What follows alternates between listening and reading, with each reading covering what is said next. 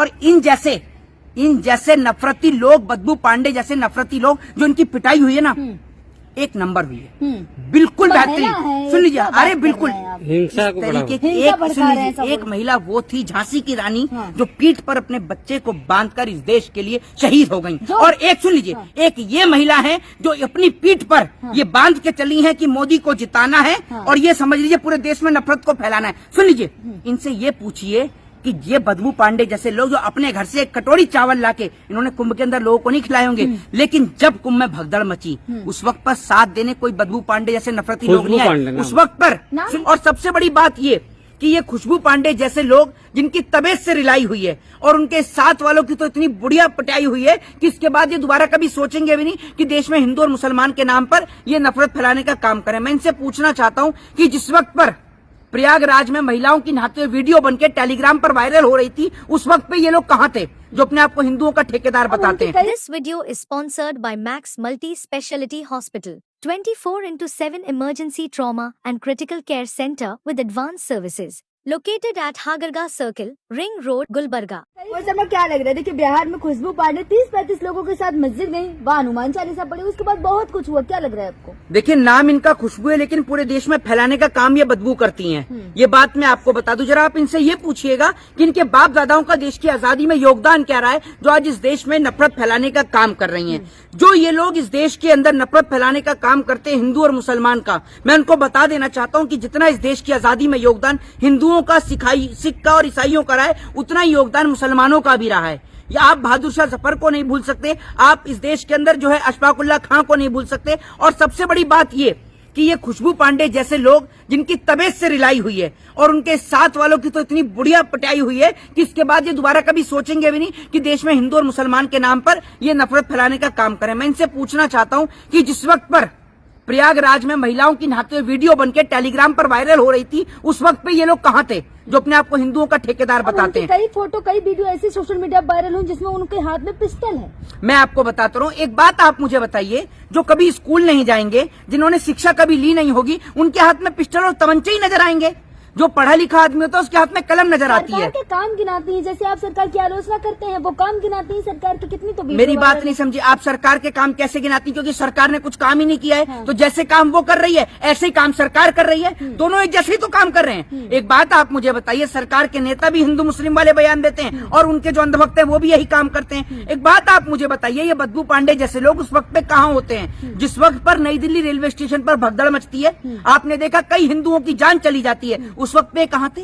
और आपने कहा कि सरकारों के काम गिनाते हैं, ये नहीं दिखाते सरकार की आलोचनाएं कि हिंदुओं का इतना बड़ा कुंभ लगा हुआ है, जिसको सुन लीजिए, जिसको ये कहा गया कि साल में 144 साल बाद ही आ रहा है। तो एक बात आप मुझे बताइए, ये बदबू पांडे उस टाइम इन्होंने सरकार से सवाल पूछा कि कुंभ के अंदर जो लोग मर रहे हैं, मौनी अमावस्या के दिन जो लोग मरे, उनकी मौत का जिम्मेदार कौन है? बता तो दिया कि साजिश है। नई दिल्ली रेलवे स्टेशन पर किसकी साजिश थी? कह दो ये जो रेलवे स्टेशन की तस्वीरें थी ये इंडिया की नहीं थी। रेल मंत्री ने कहा कि बहुत बड़ी साजिश है, इसका पता लगाया जाएगा। हाँ, रेल मंत्री से ये पूछो कि तुम्हारे राज्य में ट्रेन पटरी से उतर रही है, कोई भूत चल रहा है ना ट्रेन के आगे और उठा दे रहा है? तुम्हारी सरकार गिराने के लिए भूत भी तुम्हारे पीछे लग गया है।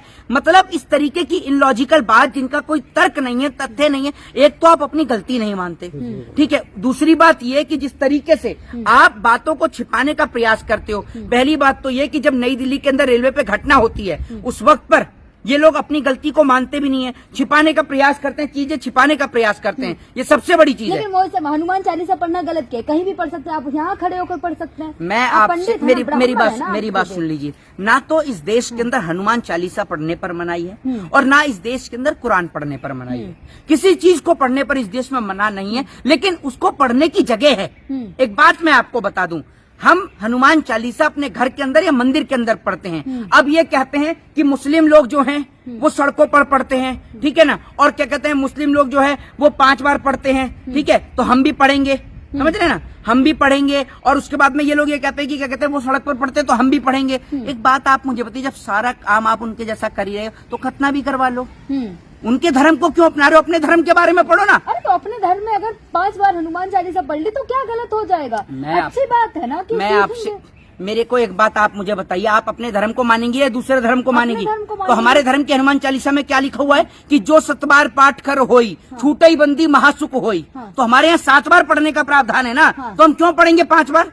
आप मुझे बताइए ना, हम क्यों पढ़ेंगे 5 बार? हम अपने धर्म को मानेंगे ना, और हमारा धर्म सर्व धर्म का सम्मान करना सिखाता है। और इन जैसे नफरती लोग, बदबू पांडे जैसे नफरती लोग, जो इनकी पिटाई हुई है ना, एक नंबर हुई है, बिल्कुल बेहतरीन। सुन लीजिए, अरे बिल्कुल हिंसा को तरीके की हिंसा एक, भड़का सुन रहे हैं लीजिए, सब एक लोग। महिला वो थी झांसी की रानी, जो पीठ पर अपने बच्चे को बांधकर इस देश के लिए शहीद हो गई। और एक सुन लीजिए, एक ये महिला है जो अपनी पीठ पर ये बांध के चली है कि मोदी को जिताना है, और ये समझ लीजिए पूरे देश में नफरत को फैलाना है। सुन लीजिए, इनसे ये पूछिए कि ये बदबू पांडे जैसे लोग जो अपने घर से एक कटोरी चावल लाके इन्होंने कुंभ के अंदर लोगों को नहीं खिलाए होंगे, लेकिन जब कुंभ में भगदड़ मची, उस वक्त पर साथ देने कोई बदबू पांडे जैसे नफरती लोग नहीं आए। उस वक्त पर सुन लीजिए, खुशबू पांडे नाम है। जिनके अंदर से ही बदबू आए नफरत की, उनका नाम खुशबू कैसे रखा जा सकता है? उनका नाम बदबू ही ठीक है। जब इनका काम नफरत फैलाने का है तो उनको इसी नाम से संबोधित किया जाएगा। और ये जो नफरत फैलाने का काम कर रही हैं, एक बात आप मुझे बताइए, आप कुंभ की घटना को भूल जाएंगी?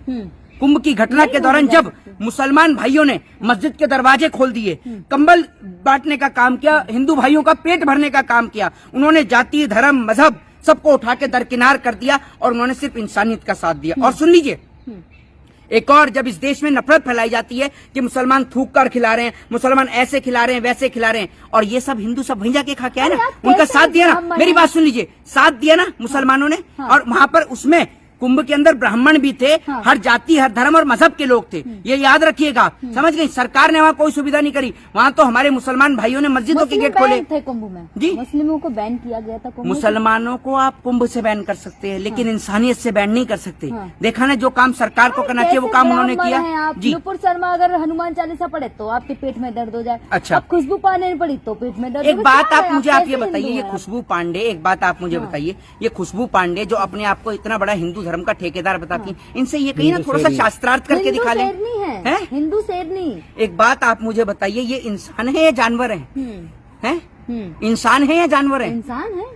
इंसान कैसे हो गई? शेरनी तो जानवर होती है, तो काम भी जानवर वाले ही कर रहे हैं, जानवर वाले ही तो काम कर रहे हैं। जानवर ये थोड़ी देखता है वो क्या खा रहा है। दी गई है, जैसे शेरनी किसी से नहीं डरती, वैसे खुशबू पांडे किसी से नहीं डरती। अच्छा, तो वहाँ पर गाड़ी में ऐसे क्यों बोलनी थी? अभी हम यहाँ पर हैं, शेरनी की तो आवाज भी नहीं निकल रही थी। शेरनी की तो आवाज भी नहीं निकल रही थी। जब शेरनी का शिकार हुआ तो शेरनी की तो आवाज भी निकल रही थी, और शेरनी के सारे जितने की इधर थे वो तो सब भग गए थे दुम दबा के।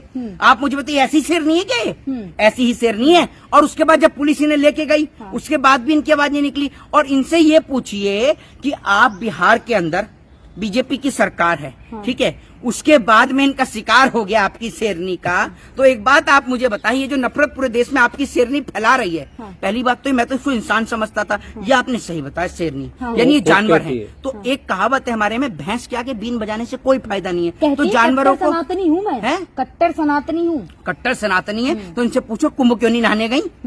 कुंभ क्यों नहीं नहाने गई? क्योंकि नफरत फैलाने से अगर फुर्सत हो तो ये कुंभ नहाने जाएं, या कहीं कभी मंदिर नहीं जाते ये लोग, ये कभी मंदिर नहीं जाते। माथे पर तिलक लगा लेने से हिंदू नहीं बन जाते, ये बात मैं आपको बता दूं, ठीक है।